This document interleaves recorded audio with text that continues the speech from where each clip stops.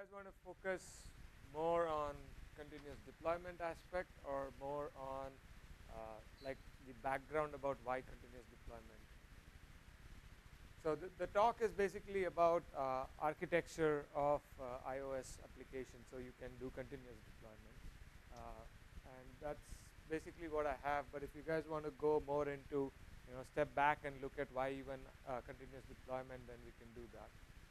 But I'm assuming most people would have heard enough about continuous deployment by now, so we can skip that portion and only focus on the approach we took to continuous deployment. I'm going to do a quick demo as well, and then we'll get into details of it. So let's just wait for 3 more minutes, and we'll get started at 2:30.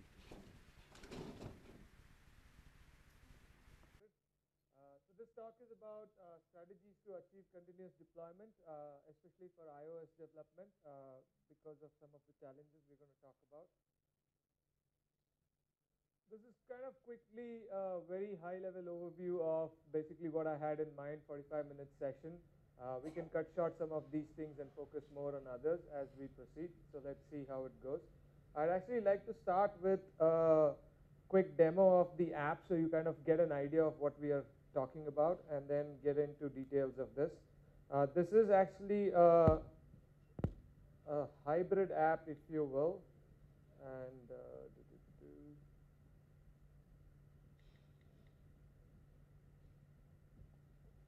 so I have a couple of apps here to demo. We'll start with Abacus Rush. Basically, it's for kids aged 4 to 6 for them to learn mental arithmetics, and we're using Abacus as a way for kids to learn mental arithmetics. This app basically helps kids learn how to represent numbers on the abacus from 0 to 9, and then moving to 2 rods where they can represent 2-digit numbers, and then 3-digit numbers, and so forth. We originally started about 2.5, now almost 3 years ago, where we were trying to basically, we started originally with in-person classes helping kids learn mental arithmetics.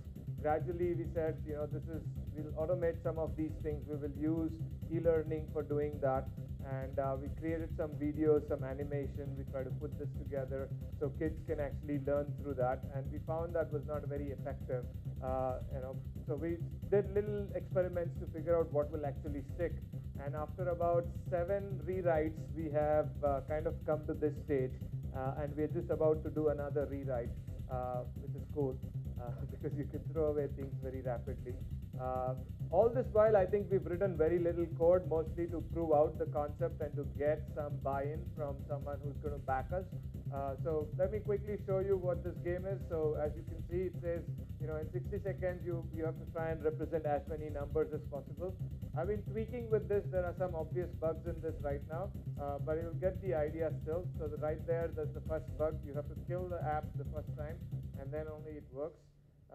The reason I'm highlighting these things is I want to get to another point I'm going to talk a little later, that this is buggy, this has lots of issues, but the point was not to focus on the quality, the point was to prove out the concept, and that's what our point is.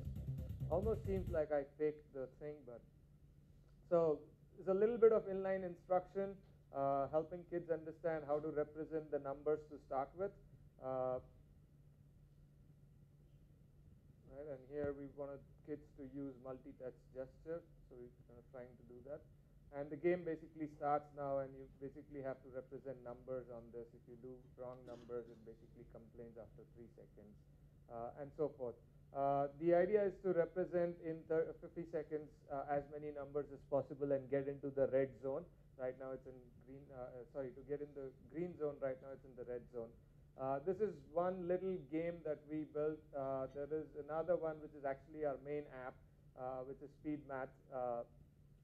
And all of these are basically, so if you look at this, what do you think? What kind of an app is it? Is it a native app? Is it a HTML5 app? Is it a hybrid app? So I had folks at Amazon look at this and they said, we bet 10,000 rupees it's a native app. And I said, no, it's not a native app. Right? I did get 10,000 rupees, yes.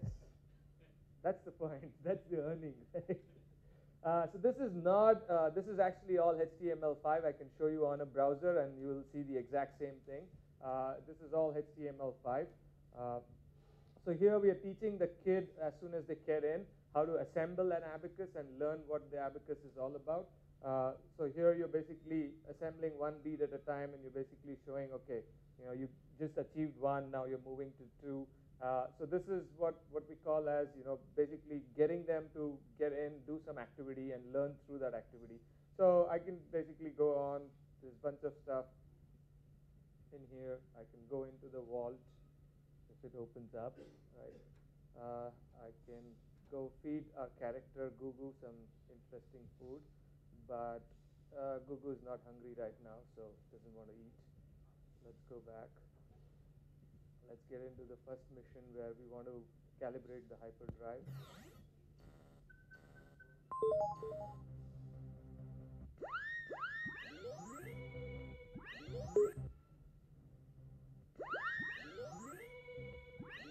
I mean, you get the idea that this is fairly interactive. There is sound, there is animation, there is a bunch of stuff going on. There's calculations that are going on in the background, and yes, and that is important, right? Because there is music playing simultaneously, which is almost continuously running in a loop. And you try to do some of these things in HTML5 and it becomes fairly troublesome. So I want to get into more details about the way we architected this to be able to do this. So I'm going to not show off the app too much because it's not the point. So we're going to switch back to get rid of the sound.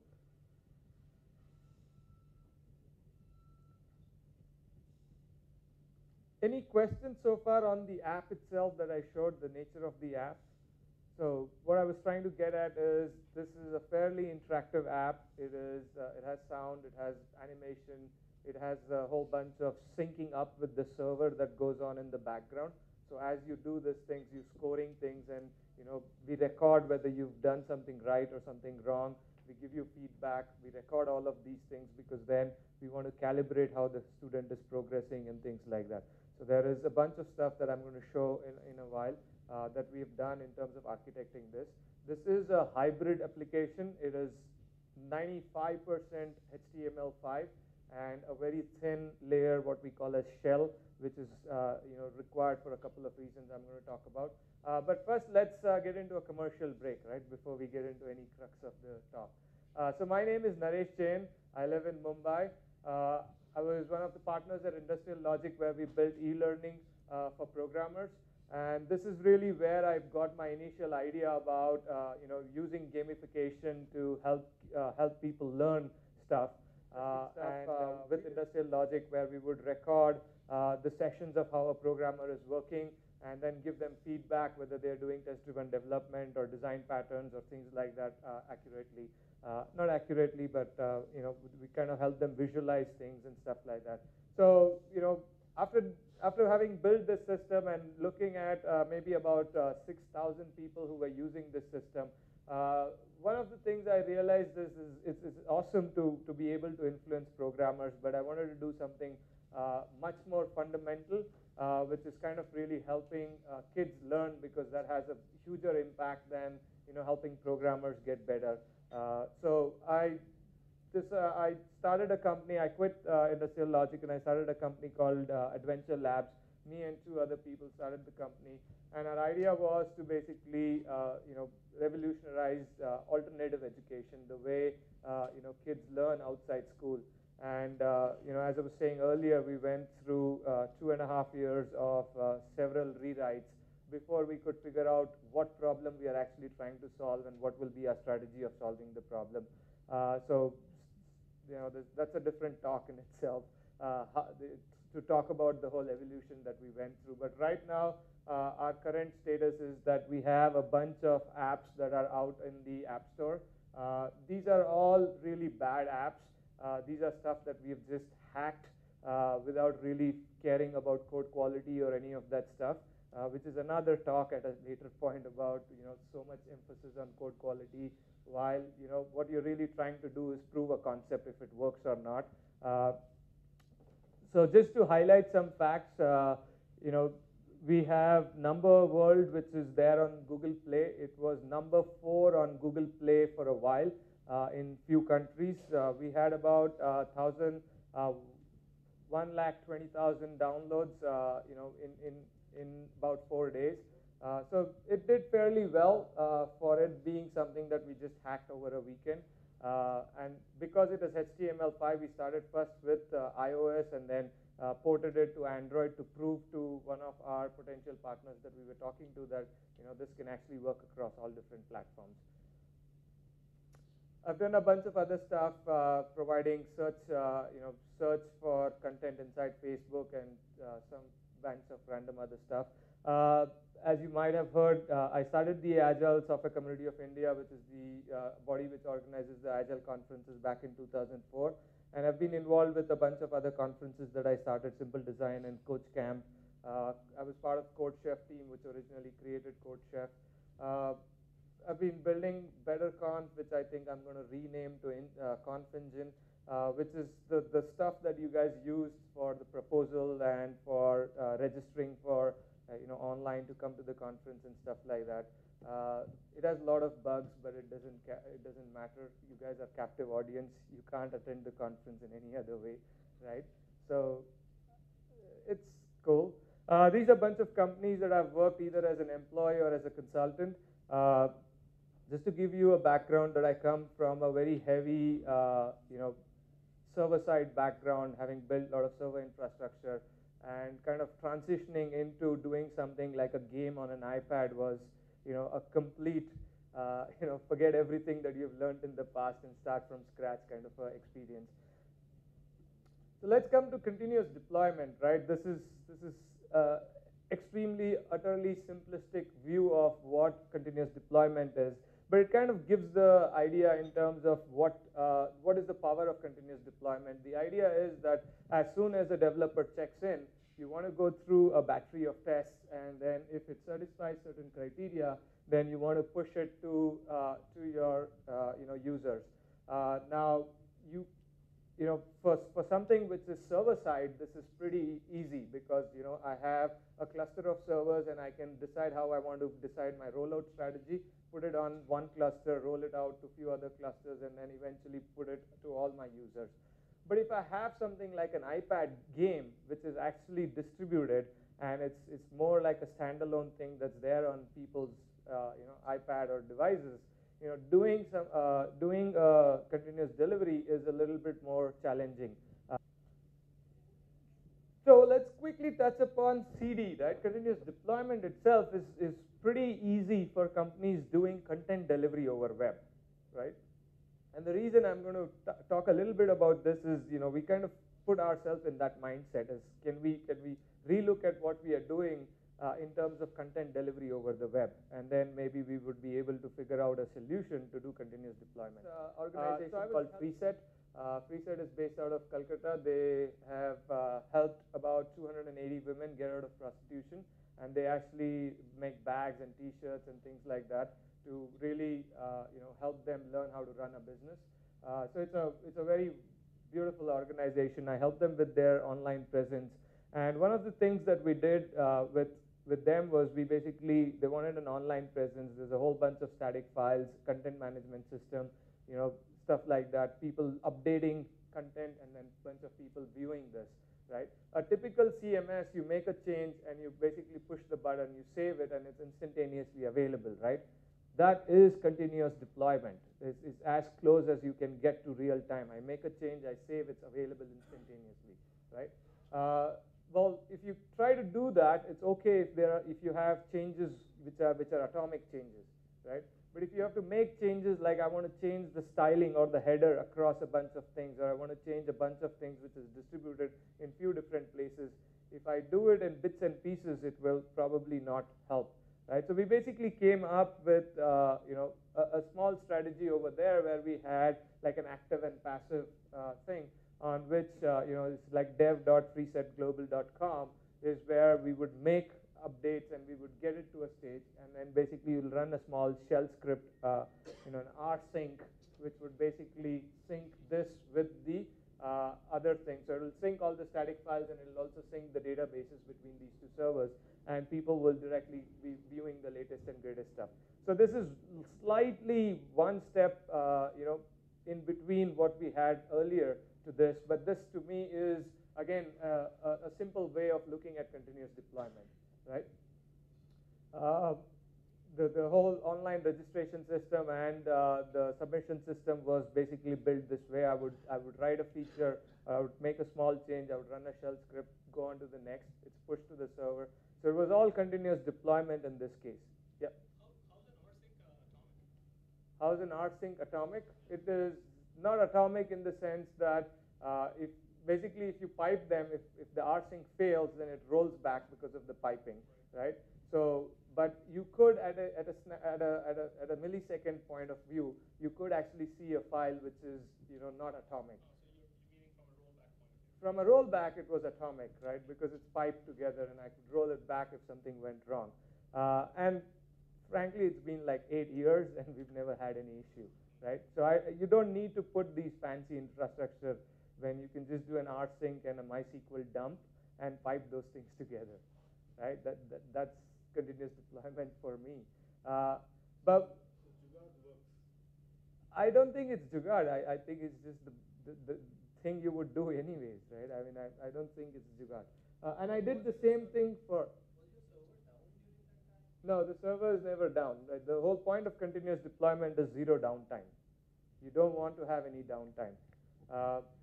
We did the same thing on the submission system and the online registration system. The reason I bring online registration is because we actually had real money going through this, right? People paying through credit cards and stuff like that. Even in that kind of an environment, it was basically being done continuously deployed. There were obviously bugs people would report, and in 5 minutes I would try and fix those and push it, and people would be surprised. This is like blazing fast. You just fixed a bug, I reported, and it's my reply to that email is it's fixed now, right? So that's the power of continuous deployment, and you can do continuous deployment for various different environments. I want to quickly touch upon another environment which was not as simple as just a website where we're doing a bunch of things, but the thing I talked earlier about industrial logic where we were doing e-learning. And e-learning is very interesting because it's not just online content delivery. We also had plugins for Eclipse and Visual Studio and things like that, where basically we want to make sure we are recording, syncing things, showing you a score and all of that.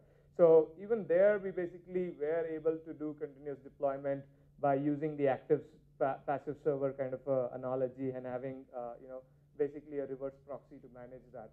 I don't want to go into details of this. I just wanted to set the context that these are things that I've been doing in the past, and this is all cool. This all made sense, but when you actually hit something like an iOS app, you have different kinds of challenges which are not quite covered yet in this kind of an environment. So if you look at any typical iOS app which wants to do continuous delivery, right? The first biggest challenge that you're going to hit is that on an average it takes anywhere between 3 days to a week for Apple to actually approve any updates that you send to them, right? Even if it's a stupid, I fixed a spelling mistake and I need to be updated, it takes anywhere between 3 days to 5, 3 to 5 working days for them to basically push the update. There is a pretty complicated and cumbersome signing and packaging process that you have to go through. As time has gone by, and in the last 2.5 years, people have simplified it. Test flight, a whole bunch of other things have come in. So they've simplified this step, but it's still something that you as a developer have to worry about, making sure your right certificates are in the right place. If you have different certificates, in our case, we have the enterprise certificate, we have a developer certificate. So you have to worry about all these certificates, signing it correctly, pushing the right version. If you're doing an ad hoc build, you have to make sure that the UIDs are there in place. So it's a fairly cumbersome and complicated process. Even if you want to just do a simple push of few changes that you have made, you still have to go through this process. And the last thing is you actually need real iOS devices to be testing some of these things. It's not sufficient to look at it only in the simulator, right? So it is. Those were three basic challenges that we faced, and we said, this is not going to help us, especially because we were a very young startup and we were trying to figure out what is the problem we are trying to solve, right? So we really needed the ability to change things very rapidly, push it out very rapidly. So what did we do to solve this problem? Anyone solve this problem? How have they done continuous deployment for iOS development? I think you said you were one person, and then you. We use test flight to constantly run, keep checking on test devices. On test devices, but that's up to CI level in some sense, right? But when you actually want it to be available to your end users, let's say as simple as you found a spelling mistake, right, in one of your stuff, and you want that to be fixed, right? How do you get it instantaneously to your users? In my experience, it takes anywhere between 3 to 5 days before it would get to your customer, right? That seems to be a big issue in my opinion.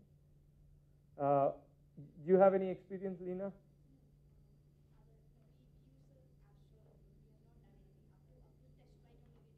Up to test flight, okay. So cool. Anyone else here, any experience before I jump into what we did? All right.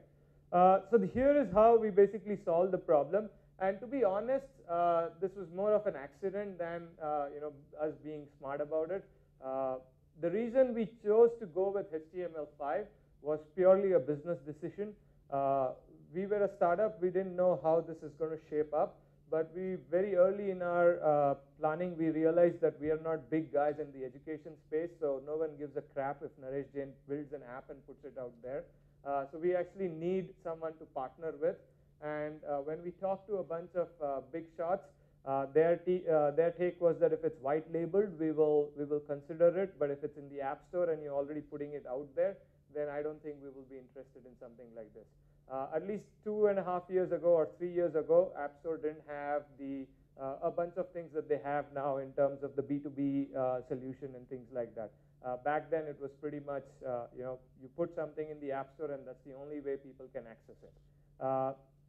So we went down HTML5 mostly because we wanted to white label it.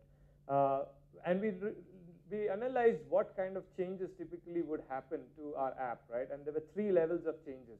One was the content change and the logic change in terms of, what is the content, what are the lessons, what are the problems that we give to the kids, and what is the logic for calculation and stuff like that. The second was more of look and feel and things like that, characters and animation and stuff like that. That was the second level of change. The third level was really the infrastructural change, right? I mean, those are 3 levels of changes that we looked at. What I mean by infrastructure changes is, let's say a new version of iOS is released, right? And some backward compatibility needs to be addressed, or some new enhancement needs to be addressed, which is more at the native level. So we looked at this, we split it into 3 things, and we said if we were to model our architecture to take advantage of these 3 levels, we basically came up with something like this. This is fairly intense. I'll try and take a few minutes to explain what I mean by this. So earlier, as I mentioned, ours is a hybrid app, which basically means that we use a web view. We basically launch a web view, and then we have a bridge sitting on top of the web view. The bridge, I'll show you the code. It's like 5 lines of code, actually less than that. And the bridge is basically what enables the JavaScript to talk to the native app. You would have seen in the demo that we have fairly intense animation going on. There is sound that is playing. If anyone's built HTML5 apps, one of the beautiful things that Apple has done, sarcasm, one of the beautiful things that Apple has done is they block sound or media or any of that stuff to be played offline. One of the most important criteria for us was that things should be available offline, right? Because a kid is not going to be connected to the internet all the time when they're going to be playing on this. So when you try to play a sound, even though it's cached, it gets blocked by Apple or Safari, and it doesn't let you play the offline sound. So sound was one of the things that is the audio. Animation, even if you use sprites and stuff like that, there is limitations in terms of what is allowed, the amount of memory that you can allocate to an image. So your images have to be really small, and sprites, if you're doing something as complicated and interactive as that, the size goes pretty big. And that was another issue. Storage, especially if the kid is playing the game and suddenly the game crashes, which happens a lot in our case. We want to store all the data before the app crashes, and if it's just HTML5, before it stores it to local storage, the data is wiped out. So there were a bunch of things that we wanted to do, which we wanted to leverage what is there in iOS, the native iOS stuff. So what we had was a little native portion, and then a bunch of stuff which was JavaScript, and that being launched in a web view via a shell. So the shell is what is basically the glue between the native side of things and the app side of things. Most of this is basically reusable stuff. We've been contemplating of just open sourcing this whole stuff because none of this has anything which is specific to our application. This is basically how to play audio, how to play animation, how to have events, how to handle events which are like push notifications and stuff like that, and storage, which I talked about. We also had some HTTP OAuth stuff to make sure that security issues are not there. Some metrics and some updates, which is new versions of things, new version of shell is there. So you need to update that and get a notification to push to the next version. So to summarize, I want to pause here.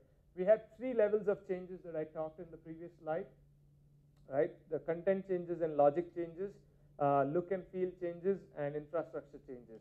So if you think about content changes and logic changes, right, that would be all here. I could change CSS, I could change images, I could change my JavaScript, and the content, the logic, all of that stuff would basically be here.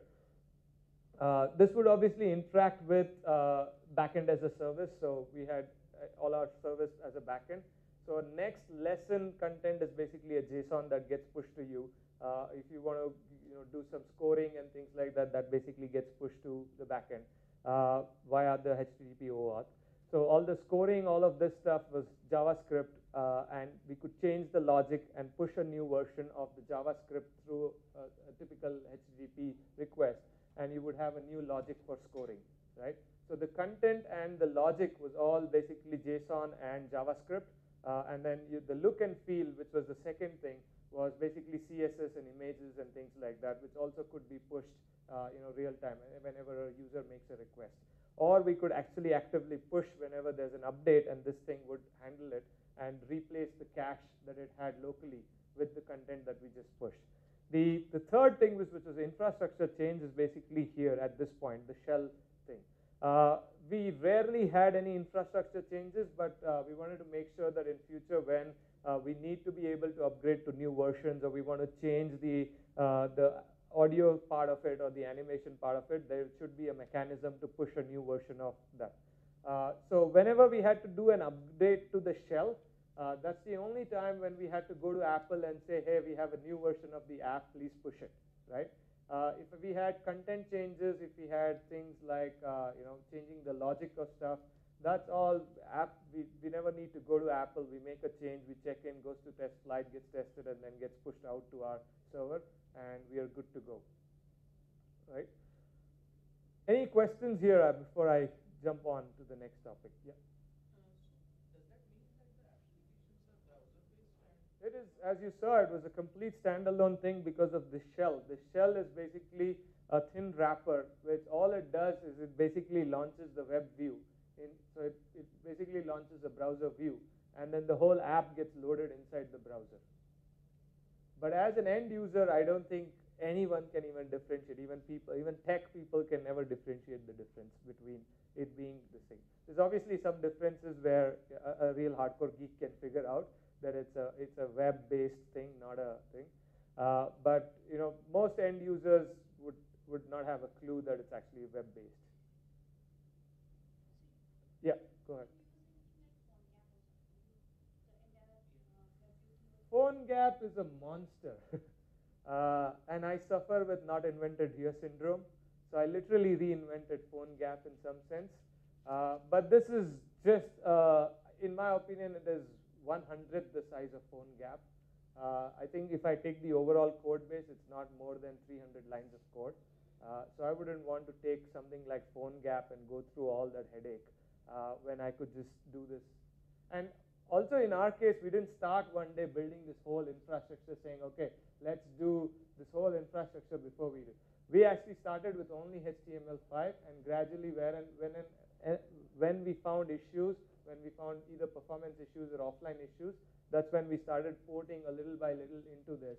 And at some point we realized, hey, we've actually built a framework that is reusable. So, and to test that, you actually saw two different apps that I showed you, and both those apps essentially use this infrastructure. So what's the advantage of this over the PhoneGap infrastructure? PhoneGap is very heavy, in my opinion, and I don't trust PhoneGap. This is 1/100th the size of PhoneGap, and for me, this is all I need. So why would I want to basically make a monster out of my application, putting PhoneGap and having to deal with that? PhoneGap has another serious issue, by the way. PhoneGap does not do, so PhoneGap does all the interception at runtime, and then basically makes the call to your HTML5 code. So it's actually intercepting everything that's happening and then delegating. So you will never get this kind of performance if you use PhoneGap, right? While in our case, it's actually in the browser directly running, nothing intercepting that. Only there is a little hack that we did when we want it to be intercepted. There's a specific way we do that by using an iframe, which I'll get to in a minute. But the performance that we measured, there's a significant difference. So two questions. One, what do you do if you were to run it on Android? We have it on Android. What we need to do is we basically need to replace this, right? So it's about 300 lines of code that you need to write in Java from what we had for iOS, and that's the change you would need, and which we've already done. So we have now something available both for Android, for iOS, and also, for both of those platforms. And since you're going to have a larger customer base, so there are different versions of Android, different versions of iOS. What do you do? Different versions of iOS. Different versions of iOS, this does not matter because we support 4 different versions of iOS, but even though iOS only supports 2 versions, Apple itself supports 2 versions, right? But this thing works on 4 different versions. We've tested that. So Apple is not an issue. Android is a huge fuck up, right? So we don't even want to go there. The only reason we ported it to Android was to show to a couple of companies we were talking to that there is actually a huge user base of people who want to use this, right? Even when we ported this to Android, we only ported it once.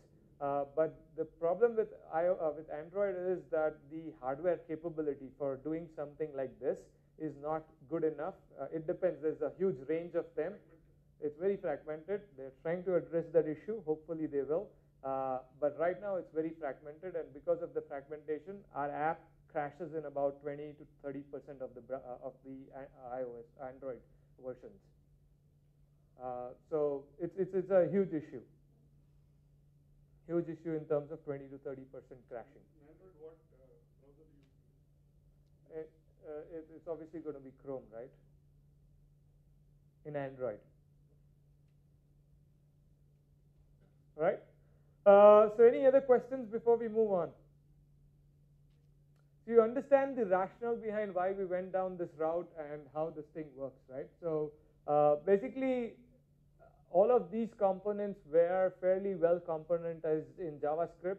I could replace this whole thing or maybe parts of this. So what's marked here is basically reusable stuff across different games that we were building. This stuff is very specific to the game that we were building, and that needs to be swapped out, put a different thing, and then we could leverage all of this infrastructure that we had built. So we ended up building, like a platform where other games can actually run, but that was not what we were trying to do. What we were trying to do was basically make our game work. And this is basically the whole thought process that we went through over a period of 2.5 years.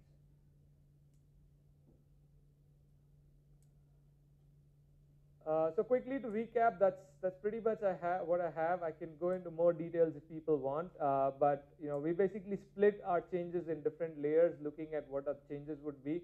We maximize the usage of HTML5 tech stack because that allowed us to basically do continuous deployment very easily, and that's something that I had a background in doing past, and that's why I was giving all that background. Is handling server-side HTML5 stuff is something we've done for a long time. So basically took iOS apps, made it hybrid, and then got the advantage of all the experience I had building web-based infrastructure.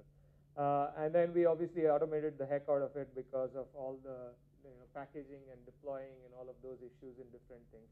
So right now I have a script which basically I run. It's a shell script, and I run the shell script. It basically deploys it. It creates packages for iOS and for Android, and then we can test it through test flight. And when it's okay, we just basically run another script which is promoted, and then that script basically pushes it to Android and App Store. Okay, so that's pretty much it. I'm done before time.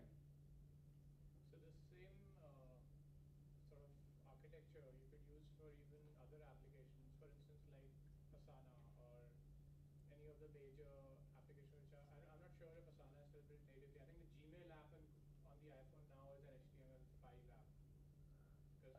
One of the interesting things I find is all the big guys seem to be moving away from HTML5 and going the native route, complaining about performance. And I'm not sure what kind of performance problems they're having. But a lot of big guys seem to have declared that HTML5 is not the right thing from the performance point of view, and they're moving to native apps.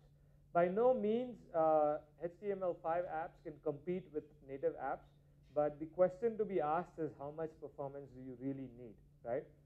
For a game like this, HTML5 is good enough. And I'm assuming 90% of apps out there won't have more intense stuff than this, right? So in my opinion, you would take any of the PhoneGap or any of the other infrastructure, and you should be able to build a similar architecture on that and leverage the whole continuous deployment approach. So this is not something unique that only you could do on this. I think it's a more generic thing that can be achieved on other platforms as well. Yeah, no, my question was that then why are other people not actually doing this? Which is, I still am surprised why companies think this is HTML5 is not performant. I think there are some little tweaks that you need to understand, little hacks in code that you need to understand. But once you do that, I think it performs fairly well in my opinion. I mean, I've built native apps as well to get an experience of what it would mean to build native apps. Native apps, if you were to build native apps, they're faster any day, right? If you're trying to build a HTML5 app versus you're trying to build a native app, I think HTML5 apps will take you slightly longer than building native apps. So that might be one of the reasons why companies go down native apps to start with. The second thing is that if you have very high connectivity and things like that, constant updates and stuff like that, then that might be another reason where you might see a little lag in this thing. But there again, we found a hack using iframes and stuff like that, where you can avoid the lag. You can basically delegate the lag to the shell and let it handle. Basically spawn an iframe, make a request, and forget about it, right? You put an iframe, make a request, remove the iframe immediately.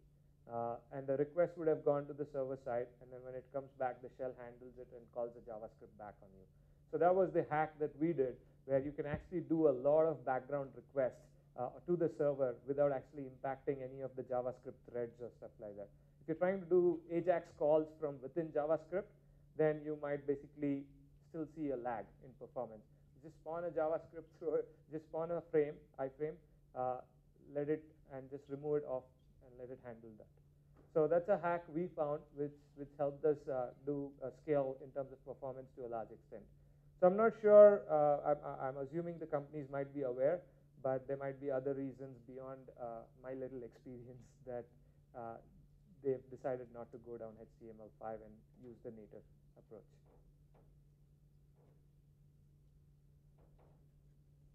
Any other questions? All right, then we are done. Thank you, guys.